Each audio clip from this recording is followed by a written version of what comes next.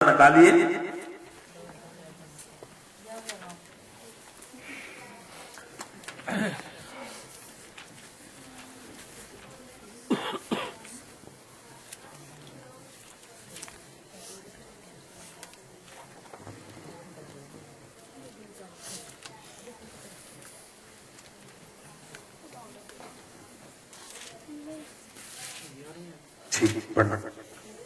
سنیے کلام میں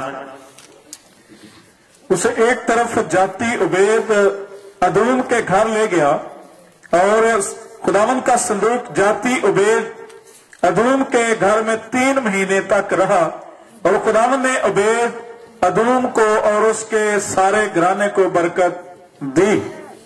ہاللویا ہاللویا.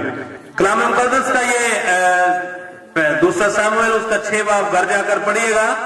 میں اس کو بیان کرنے لگا ہوں خدا کے عہد کے صندوق کی برکت, کیونکہ کلام مقدس میں جیسے ہم نے پڑھا, اٹھ اے خداوند اپنی آرام گاہ میں داخل ہو, تو اور تیرے عہد کا صندوق. داؤد بادشاہ بنی اسرائیل کا جب بادشاہ تھا تو اس نے ساری اسرائیل کے سرداروں کو جمع کیا اور ان کو کہا کہ ہم عہد کا صندوق جو ہے اس کو واپس لے کر آئیں. تو انہوں نے خداوند کے عہد کے صندوق کو جو ابن دواب کے گھر میں تھا, جو پہاڑی پر واقع تھا, اس کو لانے کے لیے انہوں نے ایک گاڑی بنوائی, نئی گاڑی, اور اس کے آگے 2 بیل تھے اور اس کو عہد کے صندوق کو لے کر واپس آ رہے تھے خدا کے گھر میں. جب رستے میں آ رہے تھے تو بیل نے ٹھوکر کھائی. جیسے ہی اس نے ٹھوکر کھائی تو عہد کا صندوق گرنے لگا. جیسے ہی گرنے لگا تو ابنی عذاب کے 2 بیٹے جو تھے انہوں نے اس کو سہارا دینے کی کوشش کی. جیسے ہی انہوں نے اس کو سہارا دینے کی کوشش کی تو وہ وہاں پر ہی مر گئے. وہ کیا ہوا ان کے ساتھ؟ وہ مر گئے, کیونکہ عہد کے صندوق کے اندر کیا تھا؟ وہ خدا کا کلام تھا اور خدا خود تھا, اور خدا کو کسی کے سہارے کی ضرورت نہیں, بلکہ ہم سب اس کے سہارے کے محتاج ہیں. ہم سب اس کے سہارے کے محتاج ہیں. اب انہوں نے اس کو نافرمانی کی, کیونکہ خدا نے یہ حکم دیا تھا کہ یہ جو عہد کا صندوق ہے اس کی دونوں سائڈوں پہ 2 کڑیاں ہوں, لمبی چوبیں ہوں, اور ان چوبوں سے صرف اس کو اٹھانا اور اس کو ہاتھ نہ لگانا. تو جب داؤد نے یہ بات دیکھی کہ یہ تو 2 آدمی مر گئے ہیں, اس نے کہا بھائی میں تو اس عہد کے صندوق کو گھر نہیں لے کے جاؤں. نہ خداوند کا غضب ہے اس میں. یہ تو عہد کا صندوق جو ہے یہ تو بندے قتل کرتا ہے. اس نے بولا یہ میں نے نہیں لے کے جانا. اس نے بنی ادوم کے گھر میں بیچ دیا. اس نے بولا کہ اس صندوق کو آپ ہی لے جائیں.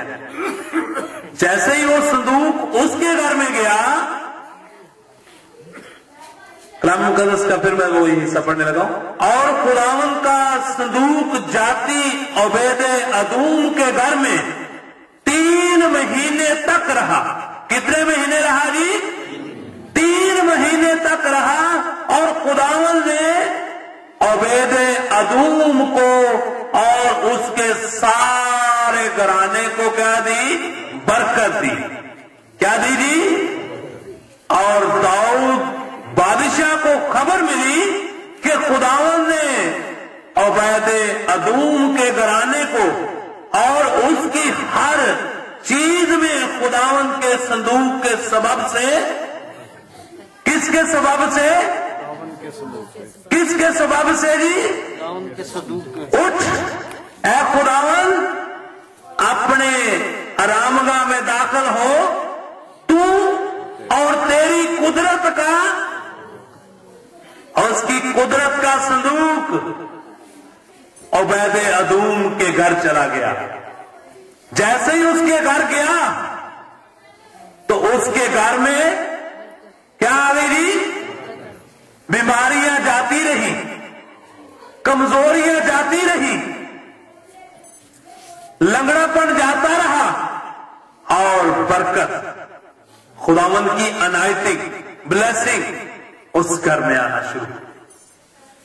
अब जब ये सारी बातें उसने देखी दाऊद बादशाह ने, तो उसने, और दाऊद बादशाह को खबर मिली कि खुदावंद ने उबैद अदूम के घराने को और उसकी हर चीज को, सिर्फ घराने को नहीं बल्कि उसके घर में जितनी चीजें थी, माल मवेशी, हर चीज को उसने बरकत दी है। तब दाऊद गया और खुदा के संदूक को उबैद अदूम के घर से खुदावंद दाऊद के शहर में खुशी खुशी ले आया। कैसे लेकर आया जी? जब दोबारा उसको उसकी अहमियत का पता चला। पहले डर गया, लेकर आ रहा था, हिम्मत हार गया, ना ना ना इसके वसीला से तो खत्म हो जाएगा। लेकिन जब उसको पता चला कि इसकी खासियत क्या है, इसको लाने से क्या क्या चीजें हासिल होगी, तो फिर दौड़ कर गया। फिर खुशी से, पहले लिखा हुआ है कि वो नाराज हुआ,